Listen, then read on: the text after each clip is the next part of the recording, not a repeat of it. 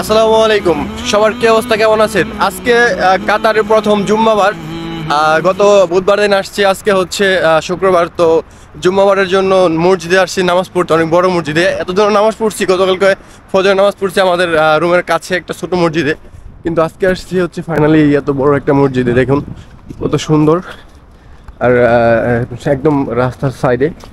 ঠিক আছে, আমার সাথে আছে আমার খালতো ভাই, দুইজনে একসাথে নামাজ পড়তে আসছি। আর আমার আরেকটা ভাই আসছে, ও কিন্তু ওই সামনে। ঠিক আছে, অনেক ভালো লাগতেছে, অনেক মানুষ এখানে, অনেক বড় একটা মসজিদ। দেখুন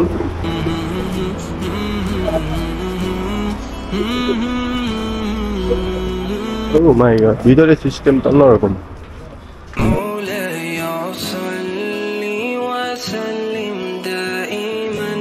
অনেক মানুষ, জায়গা পাবো কিনা জানি না, বাইরে দাঁড়ায় রয়েছি। আলহামদুলিল্লাহ, দেখুন কি অবস্থা। ভিতরে অনেক অনেক মানুষ, প্রায় 3-4 হাজার মানুষ একসাথে বসে জামায়াত করার জন্য বসে আছে। কাতারে আসলে রাস্তাঘাটে মানুষ বেশি দেখা যায় না, মসজিদে আসলে অনেক মানুষ দেখা যায় একসাথে।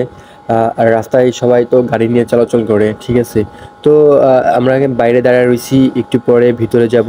খুতবা শেষ হলে ভিতরে একটু একটু জায়গা ফাঁকা আছে, তো ফাঁকার মধ্যে ইনশাল্লাহ গিয়ে নামাজ পড়বো।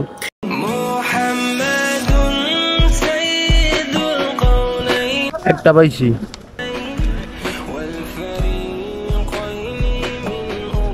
দারুন দারুন।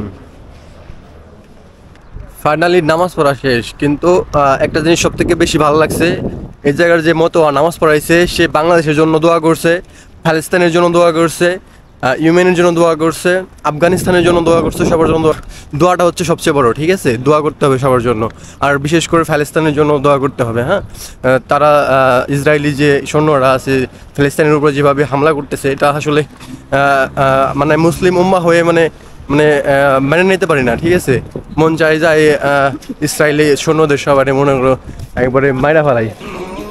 এই দেখো সবাই একসাথে নামাজ পড়া যার যার মতো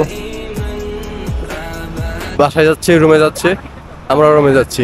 প্রথমে ভিতরে জায়গা পেয়েছিলাম না, গেটে দাঁড়াইছিলাম। পরে যখন নাকি সুন্নতের নামাজ শেষ হয়েছে, তখন আর কি ভিতরে গেছি। হ্যাঁ, নামাজ পড়ছি ভিতরে, ভালো লাগছে।